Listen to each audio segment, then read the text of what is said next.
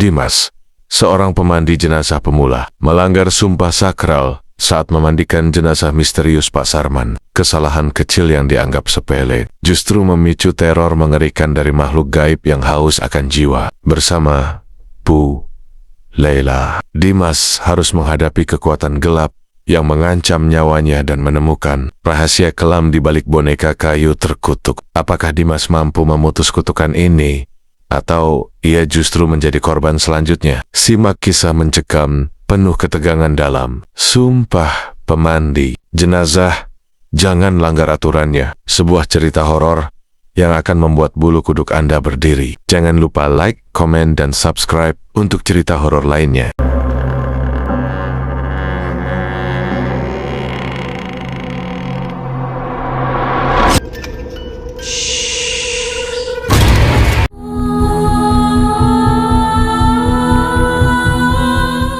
Desa Tirtamurni memiliki seorang pemandi jenazah yang sangat dihormati. Bu Leila, ia dikenal dengan kepiawaiannya dalam menjalankan tugasnya dengan penuh hikmat dan mematuhi sumpah adat para pemandi jenazah yang diwariskan secara turun-temurun. Sumpah itu sederhana, namun sakral. Hanya tangan yang bersih yang boleh menyentuh jenazah, dan jangan pernah abaikan tanda-tanda dari arwah. Namun, tugas ini tidak selamanya mulus. Suatu hari, Bu Leila jatuh sakit secara mendadak. Karena jenazah seorang warga desa harus segera dimandikan. Tugas itu diberikan kepada seorang pemuda bernama Dimas, yang selama ini menjadi murid Bu Leila.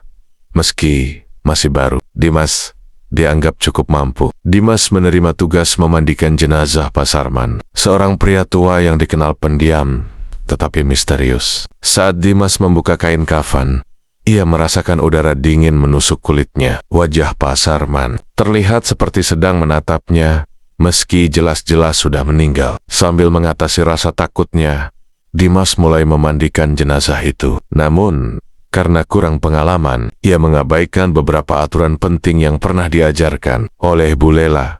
Salah satunya, Dimas tidak membersihkan tangannya dengan air kembang sebelum memulai, yang dianggap sebagai ritual penyucian. Saat proses memandikan berlangsung, Dimas melihat sesuatu yang aneh. Air yang ia gunakan tiba-tiba menjadi keruh dan mengeluarkan bau anyir. Ia mencoba mengabaikannya dan terus melanjutkan. Namun, saat ia membalik jenazah untuk membersihkan bagian punggung, sebuah suara berat terdengar di telinganya. "Kau berani menyentuhku tanpa izin?" Dimas tersentak dan menjatuhkan gayung dari tangannya. Ia melihat sekeliling, tetapi tidak ada siapapun di ruangan itu. Ia mencoba meyakinkan dirinya bahwa itu hanya halusinasi akibat gugup. Setelah selesai, ia membungkus jenazah dengan kain kafan dan melanjutkan proses pemakaman bersama warga desa. Malam harinya, Dimas merasa tidak tenang. Ia terbangun dari tidurnya karena mendengar suara air mengalir di kamar mandi. Saat ia memeriksa, kamar mandinya kosong. Namun, bau anyir yang ia cium saat memandikan Pak Sarman kembali tercium di sana. Ketika Dimas kembali ke kamar, ia melihat sesuatu yang membuat jantungnya hampir berhenti. Di sudut ruangan, ada bayangan hitam berdiri kaku dengan mata merah menyala. Sosok itu menatapnya tanpa bergerak. Sebuah suara berat menggema di kamar itu. "Kau melanggar sumpah. Kini, kau milikku." Bayangan itu menghilang, tetapi Dimas merasa tubuhnya berat dan kaku, seperti ada sesuatu yang menindihnya. Malam itu, ia tidak bisa tidur dan hanya duduk di sudut kamar dengan tubuh gemetar. Setelah malam mencekam itu, Dimas memutuskan untuk menemui Bu Leila. Ia menceritakan kejadian yang ia alami dengan wajah pucat dan tubuh gemetar. Bu Leila mendengarkan dengan serius, lalu menghela napas berat. "Dimas, apa kau mematuhi semua aturan yang kuajarkan?" tanya Bu Leila dengan tatapan tajam. Dimas tertunduk, lalu mengakui kesalahannya. "Saya lupa membersihkan tangan dengan air kembang sebelum menyentuh jenazah. Bu, saya juga tidak memperhatikan tanda-tanda aneh saat memandikan Pak Sarman." Mendengar itu, Bu Leila terlihat sangat khawatir. "Kau sudah melanggar sumpah, Dimas.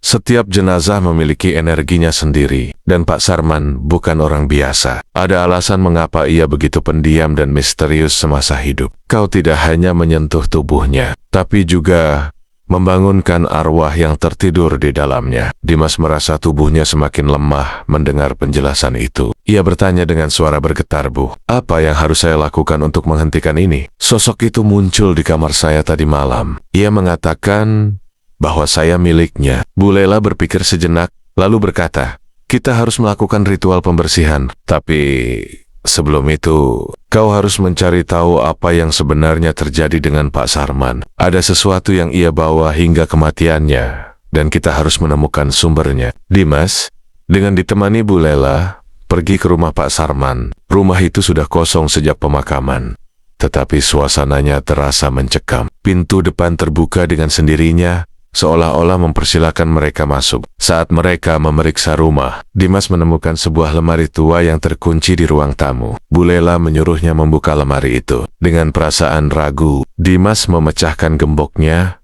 dan menemukan sesuatu yang mengejutkan. Sebuah kain kafan yang terlihat usang dengan bercak darah, sebuah boneka kayu kecil dengan mata hitam, dan sepucuk surat tua yang sudah menguning. Bu Lela membaca surat itu dengan saksama. Surat itu berisi pengakuan Pak Sarman tentang rahasia kelamnya. Semasa ia pernah melakukan perjanjian dengan makhluk gaib untuk mendapatkan kekayaan. Tetapi syaratnya adalah ia harus membawa energi tertentu bahkan setelah kematiannya. Energi itu disegel dalam boneka kayu yang ia simpan di lemari tersebut. "Ini sumbernya," kata Bu Lela sambil menunjuk boneka itu. "Boneka ini adalah penghubung antara Pak Sarman dan makhluk itu. Selama boneka ini ada, makhluk itu akan terus mengejarmu, karena kau telah melanggar batas dengan menyentuhnya."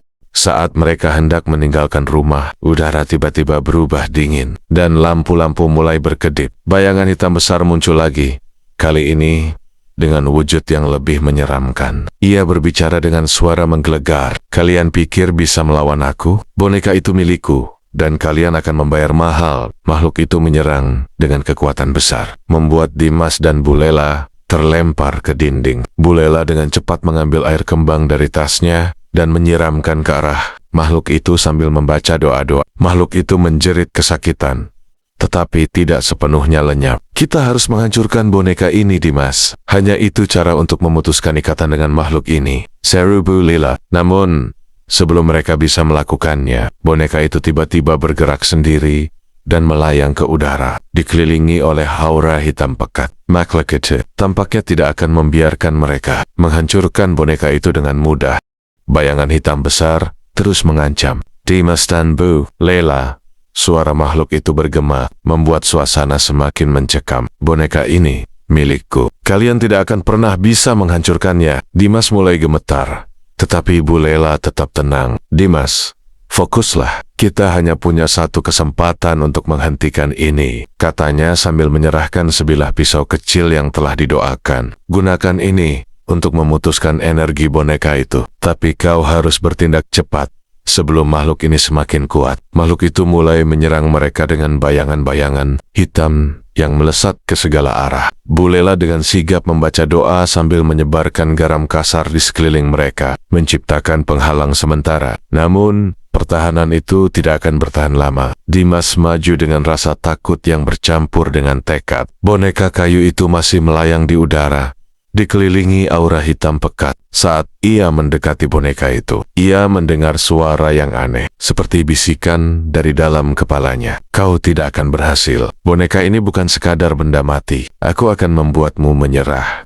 Dimas merasa tubuhnya semakin berat. Ia hampir menyerah, tetapi kemudian teringat akan tanggung jawabnya. Jika ia gagal, bukan hanya dirinya yang akan celaka, tetapi desa ini juga bisa terkena dampaknya. Dengan sekuat tenaga, ia mengayunkan pisau itu ke arah boneka tersebut. Pisau itu menusuk tepat di tengah boneka. Aura hitam yang mengelilinginya langsung menghilang, disertai dengan jeritan mengerikan dari makhluk itu. Boneka itu pecah menjadi serpihan kecil, dan tubuh makhluk itu mulai memudar. "Tidak, kalian tidak akan pernah terbebas dariku." Makhluk itu berteriak untuk terakhir kalinya sebelum lenyap sepenuhnya. Setelah makhluk itu hilang, suasana rumah Pak Sarman berubah. Udara yang tadinya berat dan mencekam kini terasa ringan. Dimas dan Bu Lela duduk terengah-engah, mencoba memproses apa yang baru saja terjadi. Bu Lela menatap Dimas dengan bangga. "Kau berhasil, Dimas.